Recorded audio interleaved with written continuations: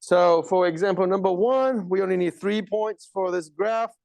And this is just a growth graph. Okay, now, one thing that I hope you capture from yesterday is that you can tell whether it's a growth or decay straight away.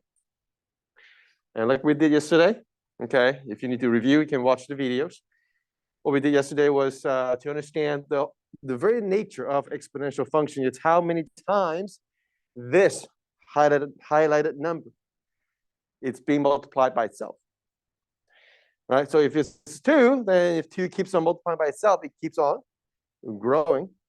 So we expect some kind of a graph like this. So it'd be great to suggest 0, 1, and 2 for the x values. And all you need to do is go ahead, insert these proposed x values, and see what it is. So when x is 0,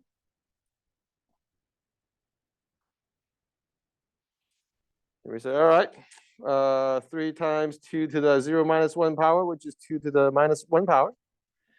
And what is 2 to the minus 1 power?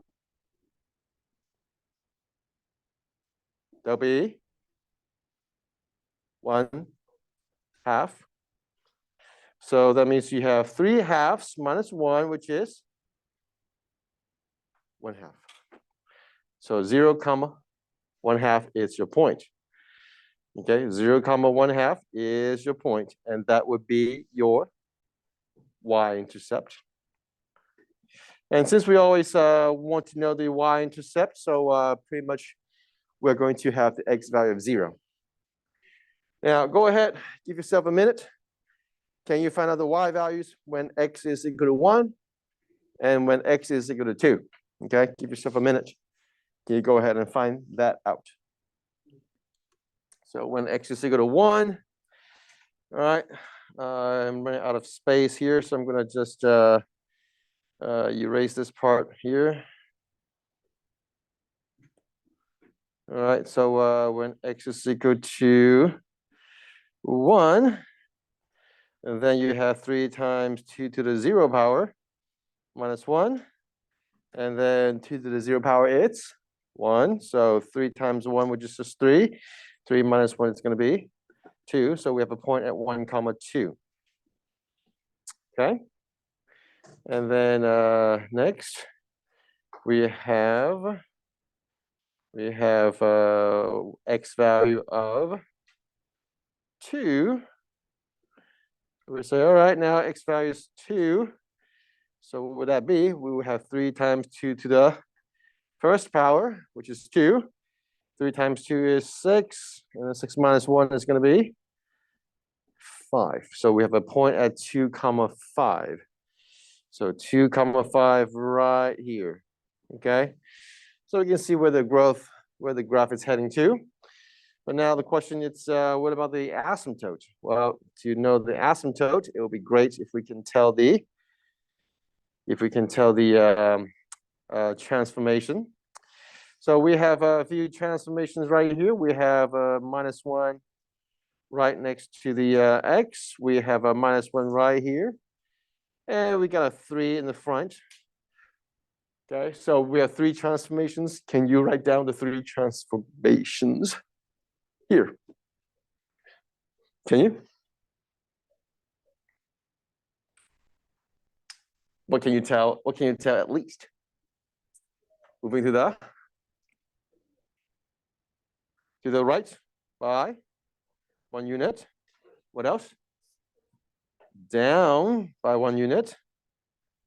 And then there's a vertical stretch by 3. Okay. So you're going to see a graph that's pretty steep. Okay. And because the graph has a shift downward of 1 unit, then we say, oh, then we know where the horizontal asymptote is. It's right here. All right. Another way to think about this is, well, this number right here is always going to be greater than 0, right? So 3 times a number that's always greater than 0 would be, well, this whole thing is greater than 0, and then -1. So that means your minimum value can only be something really close to -1, but it has to be at least something greater than -1. So that's how we know the horizontal asymptote is right there. Now we could, if we are asked to find out the x-intercept, we could find out the x-intercept. But at the moment, we are going to just leave it there for the moment. All right.